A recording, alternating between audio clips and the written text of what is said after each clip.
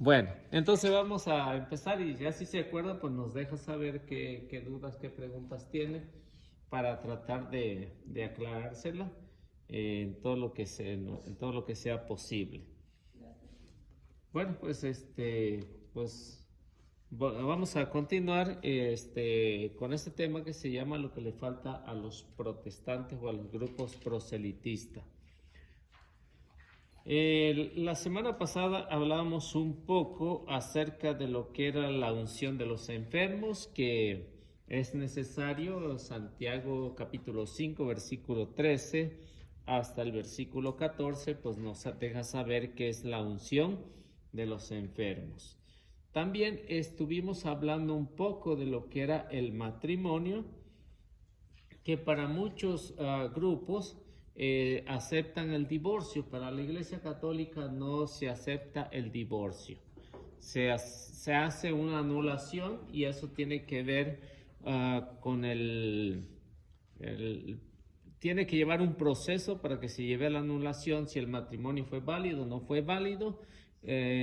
Aunque se hayan procreado hijos, entonces se tiene que ver por qué razón. Si fue válido, entonces no hay una anulación, y si hay forma de peso que hubo falta de la pareja, entonces sí se anula el matrimonio. Para los hermanos separados, muchos de ellos, si la pareja se va con ellos, uno de ellos se va con cualquier grupo, y si no comparte la misma fe, entonces dice, pues déjala, divórciate y pues te puedes volver a casar acá, ¿no?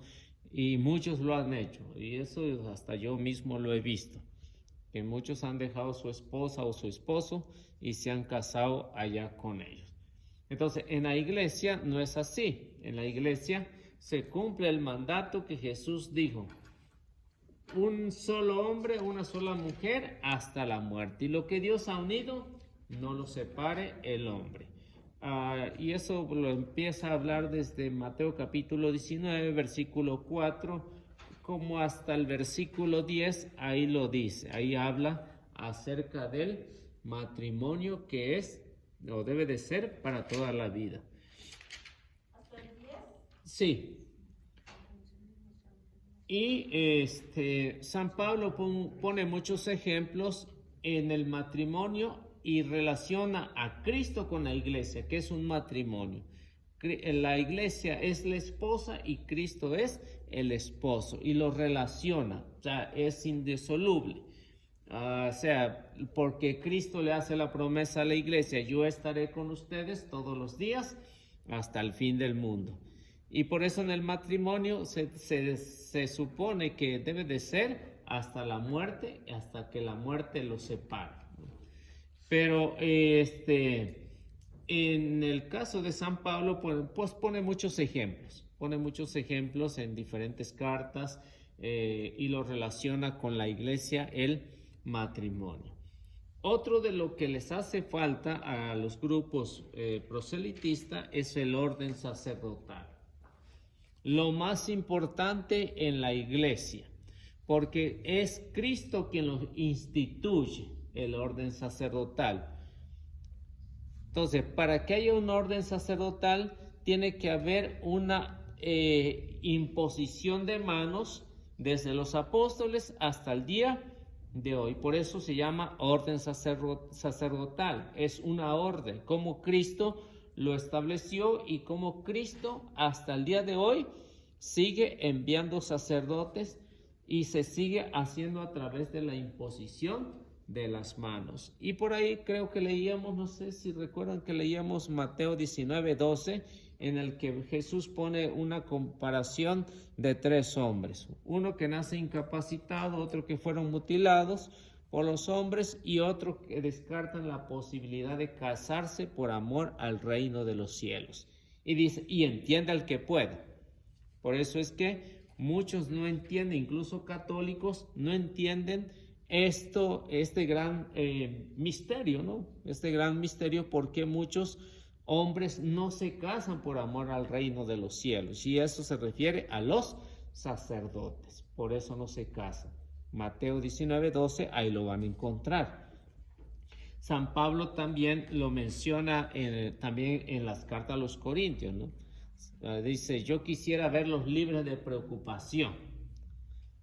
Y San Pablo dice, la mujer casada se preocupa de cómo agradar a su marido, lo mismo que el marido se preocupa por agradar a su esposa. En cambio, el soltero se preocupa de cómo agradar a Dios.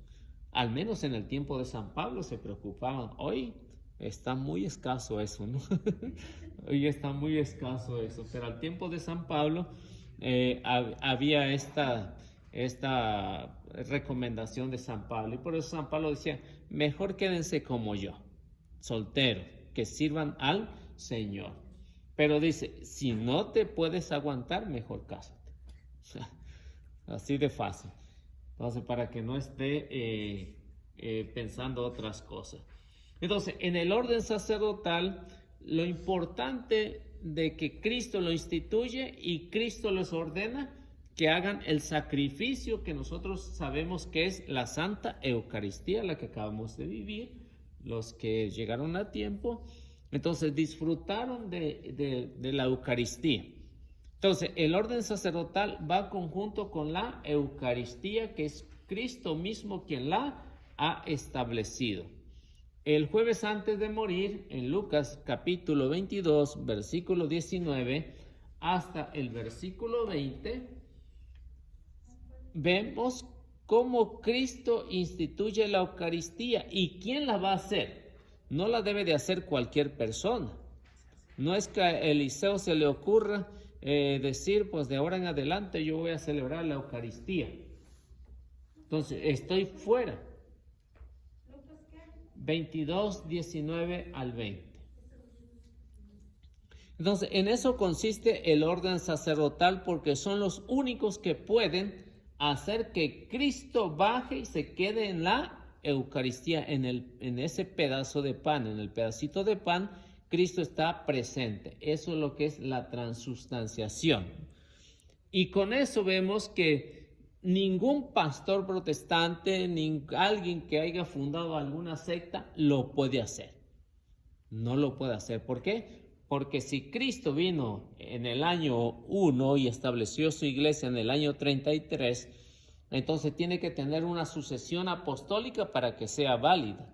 Si ya surgió en el 1914, entonces puede que él diga, yo quiero hacer la Eucaristía, o la hago cuando menos una vez al año. Si la quiere, la puede hacer. Pero lo único que no puede hacer es que Cristo se quede en la Eucaristía. Eso es lo que no puede hacer. ¿Cómo dijo la Transustanciación. Entonces, pueden hacerla, y por eso muchos grupos proselitistas, muchos grupos protestantes hacen según la última cena, la hacen una vez al año, una vez al mes, una vez a la semana, la hacen. Pero lo que no pueden hacer es que Cristo esté presente ahí. Esa es la diferencia. Si Cristo ordenó a los sacerdotes, no sé si la tienen por ahí, la podemos leer. Lucas 22, 19 al 20, la podemos leer para que se den cuenta el poder que tiene el orden sacerdotal, y que Cristo se vale de estos hombres para que pueda bajar a la Eucaristía, al pan. Porque si de no ser así, si no existen los sacerdotes, no existe la Eucaristía. Y si no existen estos dos, no existe la iglesia. Porque este es el alimento, esto es cómo se mantiene viva la iglesia en estos casi 2000 años que tiene. ¿Sí? ¿La tiene? Sí. A ver. Hizo lo mismo con la copa después de cenar, diciendo, esta copa es la alianza nueva. No era la 19. perdón. Después tomó pan y dando gracias lo partió y se lo dio diciendo, esto es mi cuerpo que es entregado por ustedes, hagan esto en memoria mía. 20. Hizo lo mismo con la copa después de cenar, diciendo, esta copa es la alianza nueva, sellada con mi sangre que es derramada por ustedes. A esto se le llama orden sacerdotal. porque es una orden que tienen que cumplir los sacerdotes. Hagan esto en memoria mía. Dice que estaba sentado, Jesús tomó pan y le dijo, este es mi cuerpo. Tomó el vino y dijo, este es mi sangre, que va a ser derramada, una nueva alianza, que va a ser derramada por todos ustedes. Hagan esto en memoria mía. Por eso es que el orden sacerdotal es de suma importancia para la iglesia. Y esto es lo que le hace falta a los hermanos proselitistas, a todas las sectas y a todos los protestantes, tanto histórico. Entonces los judíos de ese tiempo sí que es lo que celebran. La Pascua. Nomás la Pascua. Sí. Ellos no celebran Eucaristía, no celebran... No. Ellos nomás se reúnen en sus mezquitas y ahí oran y eso es todo. Sí, recuerdan la Pascua cuando salieron de Egipto. Y eso precisamente en esta fecha cuando Cristo instituyó la Eucaristía. En esa fecha. Jueves antes de morir. ¿Y la otra religión como la anglicana sí celebra Eucaristía? Por eso le decía, aunque la celebren, pero si no tienen una sucesión apostólica, se rompió. Porque ese grupo, los anglicanos, lo fundó Enrique. Sí, Enrique VIII, él lo fundó cuando se separó de la iglesia. Porque el Papa no le quiso anular el matrimonio. Que se había encontrado una más nueva y más guapa. ¿Y la diferencia de anglicanos y presbiterianos? Son diferentes. Los presbiterianos los fundó José Smith, no el de los mormones. Otro Smith. Entonces, aunque lo hagan, entonces no puede porque se rompe la sucesión apostólica. Se rompe. ¿Y la iglesia ortodoxa, lo de ellos es válido también? Sí. Sí, es válido porque no hay, nadie la fundó, ¿no? Entonces, ¿qué es lo que hicieron? Se separaron de la iglesia, pero siguieron la misma doctrina, ¿no? O sea que es la misma. No, ellos no creen en el Papa. Sí, o sea, hay diferencia de creencia. Hay diferencia de creencia. Por ejemplo, no creen en la autoridad suprema del Papa. Entonces hay diferencia. Pero como ellos siguieron la misma línea, entonces es válido en ese caso lo que ellos hacen porque ellos están conscientes en este caso que Cristo está presente en la Eucaristía, no lo niegan. A diferencia de los hermanos separados que dicen Cristo la Eucaristía o el pan es únicamente un símbolo. Y para ellos no, para ellos Cristo está realmente presente ahí, lo mismo que nosotros decimos Cristo está presente en cualquier pedacito que esté, cualquier pedacito, ahí está Cristo en su alma, cuerpo y divinidad. Entonces también por eso los hermanos separados según se comen cualquier pan, ¿no? Cualquier galleta. Ajá, cualquier galleta Sí. Y como soda para decir que... Jugo de uva. Ajá. Pero para hacer nada más un recordatorio. Pero ellos dicen, Cristo no está ahí. No creen en que Cristo está presente en la Eucaristía. Dijo 3 palabras en la... Cuerpo, alma y divinidad. O sea, Cristo está íntegro en la Eucaristía. ¿Y la iglesia episcopal? ¿Eso cuál es? Y iguales son todos esos grupos fundados por hombres, todos, los luteranos, los calvinistas, estos anglicanos, toda esa rama de el protestantismo histórico.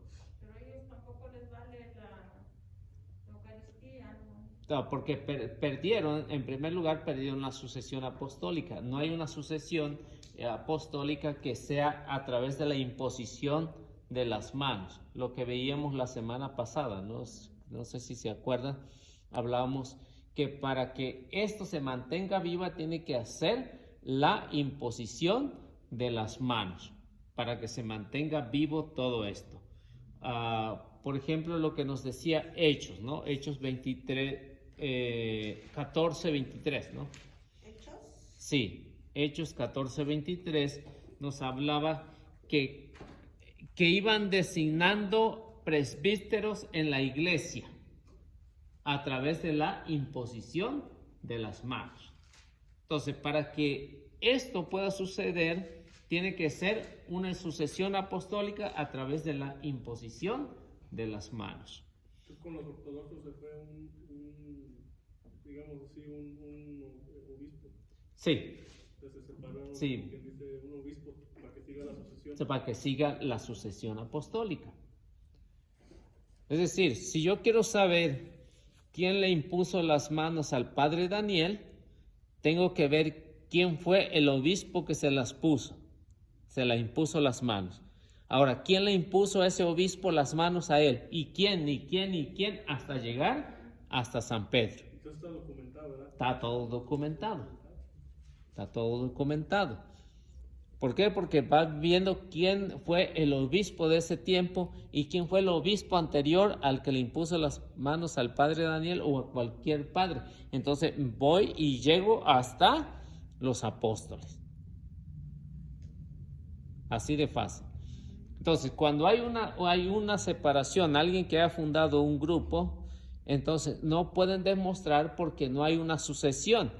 ¿Quién le impuso las manos diríamos a Calvino?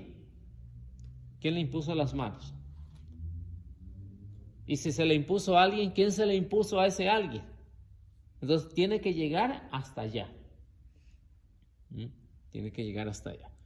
Entonces, como en el caso de Lutero es a través de la imposición de las manos. Pero ¿qué es lo que hace Lutero? Lutero hace su propio grupo, hace su propia congregación. Entonces se desliga del tronco. Entonces ya no hay una sucesión con Lutero, porque en primer lugar, para que haya una imposición de las manos para ordenar a un sacerdote, tiene que ser un obispo. Y en el caso de Lutero, pues no era únicamente, era un sacerdote.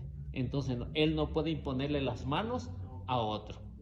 Si Lutero hubiera sido obispo, ahí sí, le hubiera impuesto las manos a otro, porque es válido, porque tiene una sucesión, ¿no? Sí me explico, ¿no? Entonces, por eso se llama orden sacerdotal, porque tiene que tener un orden. Se rompe ese orden, se acabó ahí. Es como si tuviéramos una cadena, le cortan un eslabón, hasta ahí se acabó. Así es como es en la iglesia. Y eso es lo que le hace falta a todos estos grupos. Y, por ejemplo, ¿cómo se hace la imposición de las manos? San Pablo le recomendaba a Timoteo en su segunda carta 1:6, le recomendaba qué es lo que debería de hacer. Timoteo era un obispo, porque en este caso San Pablo le habían puesto las manos a Timoteo. Entonces Timoteo era un obispo, es decir, un supervisor. Creo que la semana pasada le decía qué es lo que significa la palabra obispo, ¿no? Significa supervisor. Tiene que estar al cuidado de todos. Y por eso los obispos son los supervisores, tienen que supervisar a los presbíteros, a los sacerdotes o ancianos, como se les llamaba en aquellos años.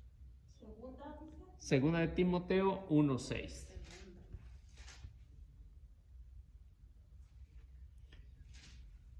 Y San Pablo le va a recomendar lo que tiene que hacer, cuál es el trabajo para que no se pierda, porque San Pablo sabe que un día va a morir y Timoteo también sabe que un día va a morir, pero lo que no tiene que morir es la imposición de las manos. para que esto siga hasta el día de hoy y así como ha trabajado la iglesia en estos casi 2000 años. A ver, ¿quién tiene? Segunda de Timoteo 1:6.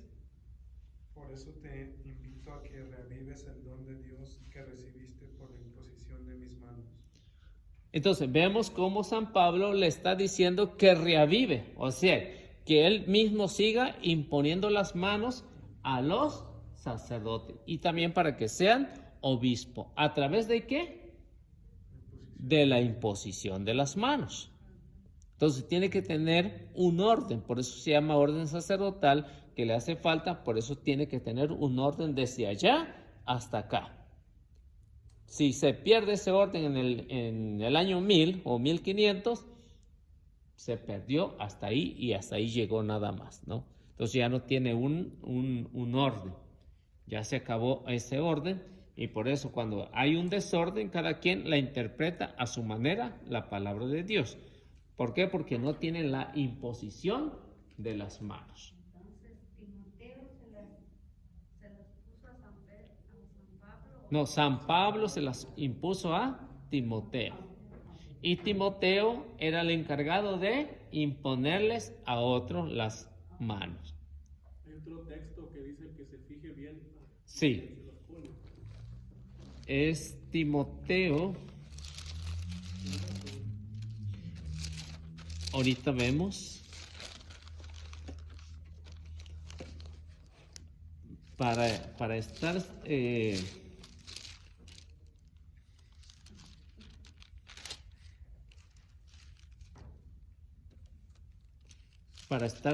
seguro de lo que San Pablo le está diciendo a Timoteo.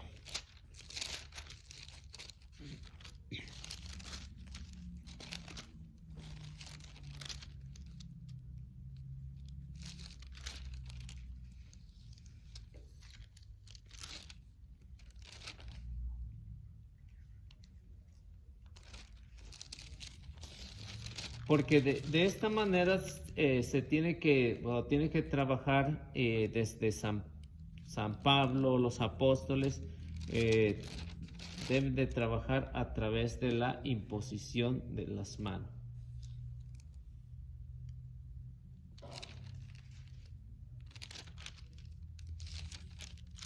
Bueno, aquí tengo otro texto bíblico también de la imposición de las manos. Es segunda de Timoteo 2:1 también, que sirve para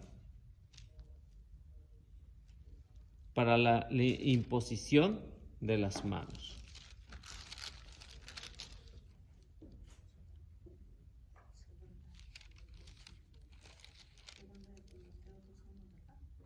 Sí, segunda de Timoteo 2:1. Es un texto bíblico más.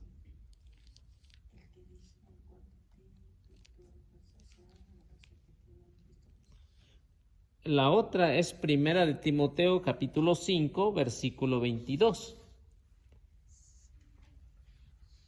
La que decía Ángel. No impongas a nadie las manos a la ligera, pues te harías cómplice de los pecados de otro. ¿Cuál es esa? Primera Timoteo 5, 22. Pero pues sí, es de lo mismo. Sí, a través de la imposición de las manos, cómo es que se ha manejado en la iglesia desde los apóstoles hasta el día de hoy, a través 5:22. 5:22. Entonces, todo esto se tiene que hacer a través de la imposición de las manos. O sea, que el orden sacerdotal lo siga ejerciendo o no lo siga ejerciendo es para toda la vida. Ni aquí ni en el cielo se le quita. O sea, ese es un orden sacerdotal, es el orden que Cristo le ha otorgado, aunque lo ejerza o no lo ejerza. Sigue siendo sacerdote. Eso que le preguntaba ahorita de la otra religión de los anglicanos, pues, bueno, ya pasó, esa noticia ya pasó hace como unos 5 o 6 años del padre Alberto Gutiérrez. pero estaba mirando una entrevista que le estaban haciendo. Él era sacerdote católico, pero se cambió porque se casó. O ese se fue a los metodistas, ¿no? No a los anglicanos. No me acuerdo. Sí, se fue a otro grupo. No, no, no. Él era como era sacerdote, pero ya se fue allá y ya se fue como, no sé si casado o juntos, pero fue con mujer Sí. y familia. Pero sí estaba mirando una noticia, pero ya eso ya pasó, ¿verdad? Pero como se me vino ahorita este tema, ¿qué iba a pasar como con ese tipo de sacerdotes? Sí, o sea, eso no se le quita, por eso son sacramentos indelebles. Sacramentos indelebles significa que son imborrables, no se pueden repetir. Pero si él sigue ejerciendo allá como, ya no como sacerdote. No, claro que no, claro que no. Pero lo que va, que la imposición de las manos cuando recibió eso, no se le puede quitar, no se le quita jamás. Pero ya no ejerce. Ya no lo ejerce. Sí, ya no lo ejerce. Entonces, no puede ejercerlo porque se salió de la única iglesia de Cristo. Y todos los sacerdotes que han hecho eso, todos los que no se les puede quitar la imposición de las manos porque es una orden de Cristo hasta el día de hoy, no se les puede. Lo mismo que Judas. A Judas no se le puede quitar eso.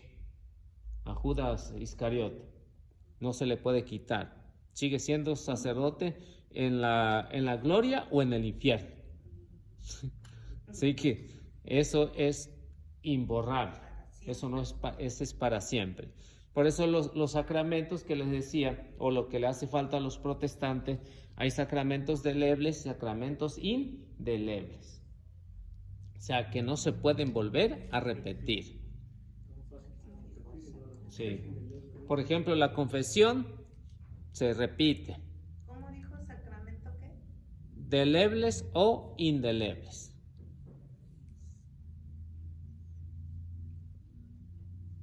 Son los que se repiten, los delebles son los que se repiten. Como por ejemplo la confesión, uno la repite las veces que quiera. Deleble. Entonces, Dele. dele. Ble. Y a la otra nada más le pone una in. Entonces, son sacramentos. Por ejemplo, les decía, sacramento que se repiten, sacramento de la confesión, la comunión, el matrimonio, la unción de los enfermos. Sí, si se casa, si se muere su esposa, ¿no? queda joven y guapo, pues, aprovecha. Se repite, pero por esa condición. Sí, nada más muriéndose la esposa, ¿no? O el esposo. ¿No? Se vuelve otra vez, si quiere se vuelve a casar o se queda. Sí, se queda como estaba. No. Entonces, por eso es que estos sacramentos que se repiten, pero en el caso del orden sacerdotal, el bautismo, no se repiten, son irrepetibles. Y quien lo hace otra vez, comete pecado, y pecado mortal, ¿no? Pecado mortal. Sí, en otro grupo. Por ejemplo, los que ya ve que se bautizan en el otro changarro. Sí. Que van y los bautizan al río. Eso. Sí, cometen pecado. ¿Por qué? Porque se están bautizando otra vez. Un solo bautismo, una sola fe, una sola iglesia. Así que eso está escrito y ni modo que no. Efesios 4:5, ¿no? Para que los que gusten verlo por ahí, ¿no? Entonces, eso no se puede hacer. Por eso son sacramentos que no se pueden volver a repetir. 4:5. Entonces, la comunión, la unción de los enfermos, ¿qué es? ¿Son delebles o Sí. indelebles? Delebles. Entonces, los dos sacramentos que no se repiten es el de bautismo y orden sacerdotal.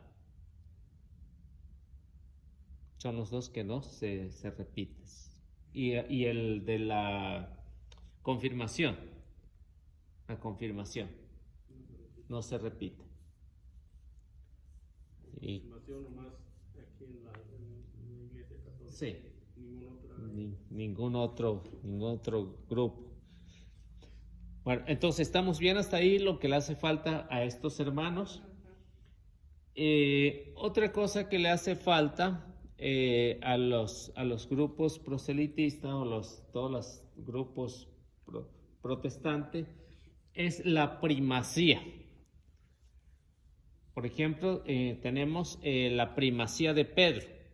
Todos los papas tienen la primacía de Pedro. Entonces, ¿qué es lo que los grupos no católicos dicen? Nosotros no queremos saber nada del Papa. Entonces, están fuera de ahí. ¿Por qué? Porque si Cristo quiso un representante, por alguna razón, por eso se le llama la primacía de Pedro. Pedro es el primero que aparece más veces que todos juntos los apóstoles. ¿Qué es la primacía de Pedro? Pues que Pedro siempre va a ser el primero que aparece en la lista. Por ejemplo, cuando encontramos la lista de los apóstoles, en Marcos y en Mateo, encontramos primero a Pedro. Incluso San Mateo siempre va a decir en primer lugar Pedro. ¿Y quién fue el que realizó la primera predicación? Pedro. ¿Quién fue el primero que mandó a bautizar? Pedro. ¿Quién fue el primero que le dio acceso a los paganos? Pedro. ¿Quién fue el que hizo el primer milagro después de que Cristo había muerto? Pedro. Entonces vemos que Pedro, por eso se le llama primacía de Pedro.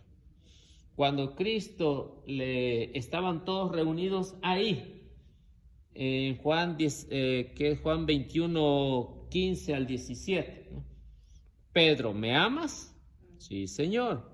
Pedro, ¿me amas? Sí, Señor. Pedro, ¿me ama? Sí, Señor, ¿no? Y ahí estaban todos los demás discípulos, ¿no? Entonces, cuando Cristo funda su iglesia, se le encarga a Pedro. Cuando Cristo le cambia el nombre a una persona, a Pedro. Entonces vemos que eso es lo que se le llama la primacía de Pedro, la que va a ser el representante de la iglesia después de que Cristo se vaya, va a ser el representante. Por eso se llama primacía de Pedro, el primer papa de la iglesia. Sí.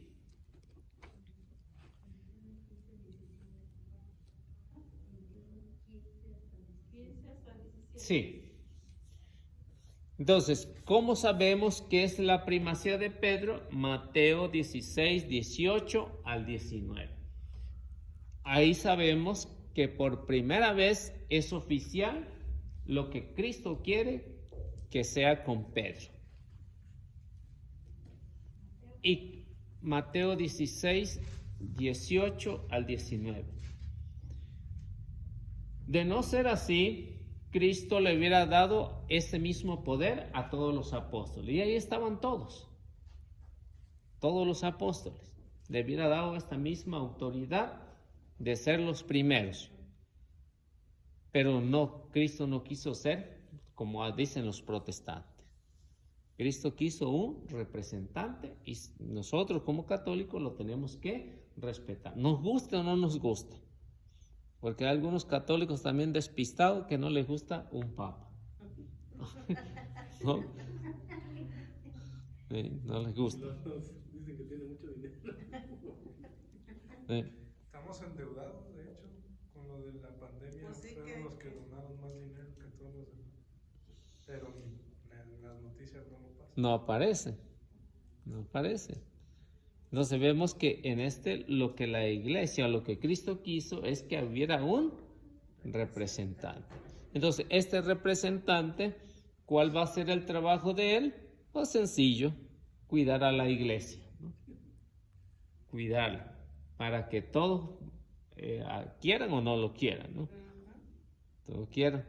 Entonces, por eso es que incluso hasta en el tiempo de de los apóstoles, había estado estos escándalos también, ¿no? Estos escándalos. No sé si tienen Mateo 16, 18 al 19, para ver en qué momento Cristo le dio la primacía a Pedro. Y ahora yo te digo, tú eres Pedro, o sea, piedra, y sobre esta piedra edificaré mi iglesia. Los poderes de la muerte jamás la podrán vencer. Yo te daré las llaves del reino de los cielos.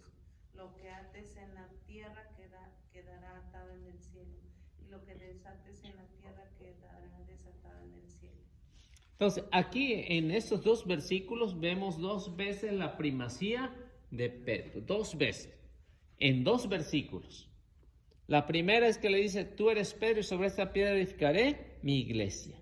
Y luego le dice, a ti te daré las llaves del reino. Lo que ates, queda atado. Lo que desates, queda atado. Dos veces esa primacía, por eso se llama la primacía de Pedro. Y esto porque él lo quiso. Cristo así lo quiso y así la iglesia le obedeció y le sigue obedeciendo hasta el día de hoy. Teniendo la primacía de Pedro, los papas continúan con esta misma labor. Que hay muchos obispos que quisieran ser papas, pero Cristo quiso a uno. Entonces, me imagino que también los apóstoles han de haber querido tener este huesito que tenía Pedro, ¿no? ¿No? Han de haber querido, pero ni modo, se tuvieron que aguantar porque Cristo había elegido a Pedro y los demás tuvieron que obedecer. Y eso es lo que nos corresponde a nosotros, y eso es lo que nos hace orgullosos de ser verdaderos cristianos que tienen la primacía de Pedro.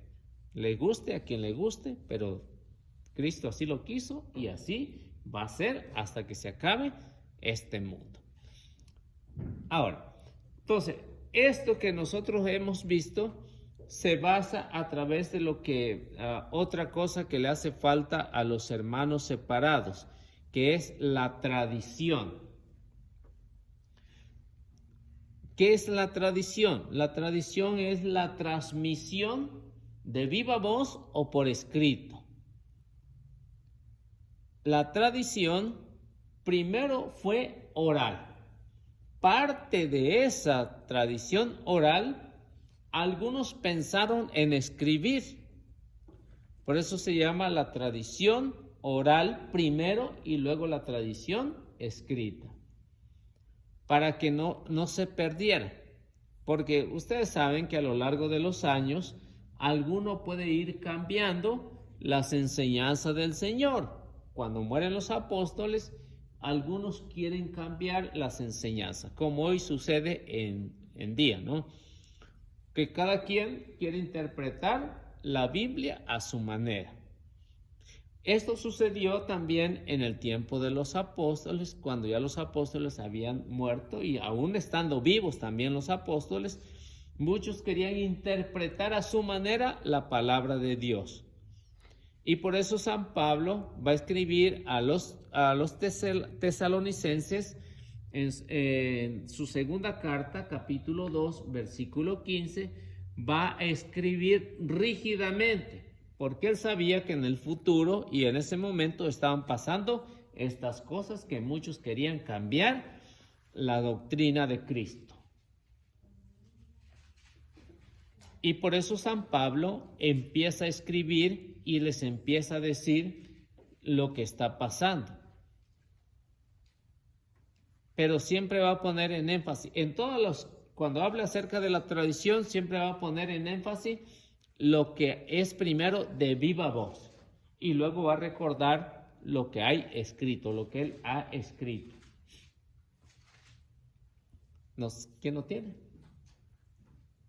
Por lo tanto, hermanos, manténganse firmes y guarden fielmente las tradiciones que les enseñamos de palabra o por carta. Ahí está. Entonces, algunos iban cambiando ya, por eso San Pablo quiere remediar este problema. Algunos iban cambiando ya la doctrina de Cristo. ¿Qué es lo que le recomienda San Pablo a esta comunidad de Tesalónica? Hermanos, guarden fielmente porque algunos estaban siendo infieles con la doctrina de los apóstoles. Claro, ya algunos habían fallecido, ¿no? Algunos habían muerto, algunos de los apóstoles, y algunos iban cambiando la doctrina. Y por eso San Pablo dice, guarden fielmente las tradiciones que les enseñamos primero de viva voz. Y luego también dice, por carta, se las escribimos por carta, para que no quede duda, porque si no escribe nada, con el tiempo se va a cambiar. Entonces San Pablo fue listo, fue, diríamos, el más inteligente de su tiempo, porque fue el que más escribió, y es ahí donde vemos que San Pablo dice que la tradición, esto se le llama tradición divina apostólica, para que no se confunda con la tradición humana. Porque de repente puede suceder que algún protestante diga, si Cristo condenó las tradiciones humanas, entonces ¿por qué los católicos siguen con las tradiciones? Sí, Cristo condenó la tradición de hombres, mas no condenó la tradición divina apostólica. Porque ahí puede suceder cualquier loquillo por ahí que diga que Cristo condenó las tradiciones. Sí, Cristo condenó, pero la tradición de hombre, no la tradición divina apostólica. Tampoco condenó la tradición que venía desde Moisés hasta el tiempo de hoy. No la condenó. Condenó la tradición de los fariseos, que ellos decían que uno debería lavarse las manos hasta los codos. Esa es una tradición de hombre. ¿Por qué? Porque no sirve de nada que si alguien se lava las manos, llegando del mercado, se lave las manos hasta el codo y después va a ser codo hasta con su misma familia. Pues no tiene caso, ¿no? Entonces, eso es tradición de hombres, que no está en la tradición de Dios, ¿sí? Entonces, por eso San Pablo le va a recomendar a la comunidad de Tesalónica, guarden fielmente las tradiciones. Y en muchos textos bíblicos va a recomendar la tradición divina apostólica. ¿Cuál es la tradición divina apostólica? Un ejemplo, la Eucaristía. La Eucaristía es la tradición divina apostólica. Si, por ejemplo, ustedes leen Primera de Corintios 11, 23 y 24, ahí San Pablo va a volver a hablar de la tradición divina apostólica. Entonces, la tradición divina apostólica es la doctrina de Cristo, lo que Cristo enseñó y se sigue transmitiendo. Por eso se llama tradición. Transmitir, transmisión. Sí, Corintios 11, 23. Él va a hablar de la tradición ahí San Pablo. Y esta es la tradición divina apostólica. Lo que los apóstoles escucharon en la cena, ellos lo siguieron transmitiendo. ¿Sí quiere leer cuando menos 2 versículos? Yo he recibido del Señor lo que a mi vez les he transmitido. Transmitido, eso se llama tradición, lo que les he transmitido. El Señor Jesús, la noche en que fue entregado, tomó pan y después de dar gracias lo partió diciendo, este es mi cuerpo que es entregado por ustedes, hagan esto en memoria mía. De igual manera, tomando la copa después de haber cenado, dijo, esta copa es la nueva alianza en mi sangre. Todas las veces que la beban, háganlo en memoria mía. Entonces, ¿cuál es la doctrina? ¿Han escuchado esas palabras ustedes últimamente? ¿Sí? ¿Dónde? En la Eucaristía.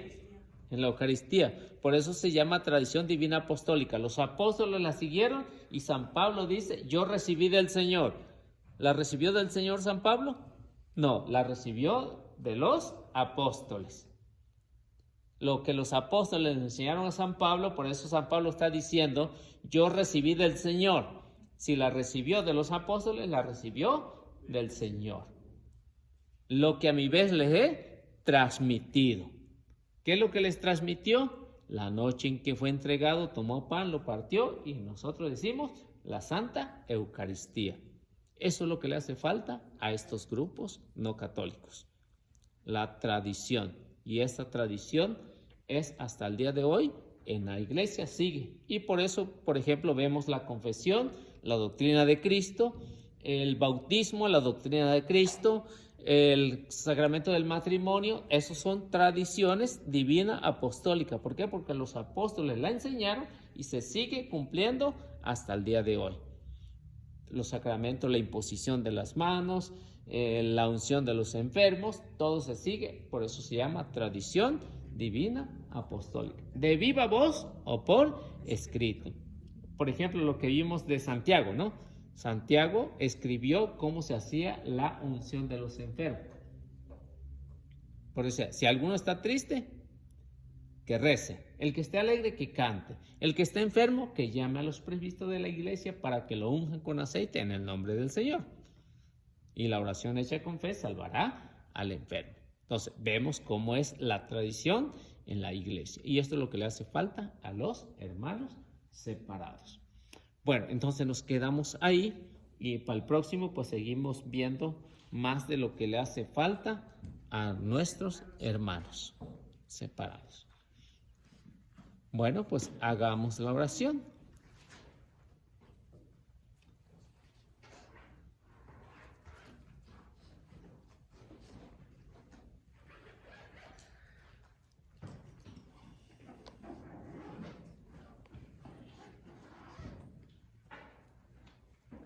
¿Quién gusta hacerla?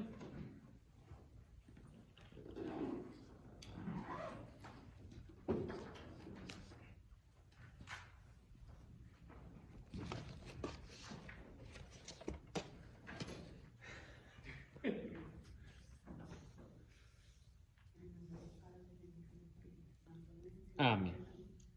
Te damos gracias, Señor, por estar en esta tarde, Señor, para aprender, Señor, de ti, Padre Santo. Te damos gracias, Espíritu Santo, derrámate sobre nosotros para que estas palabras, esta enseñanza se quede con nosotros, Señor Jesús.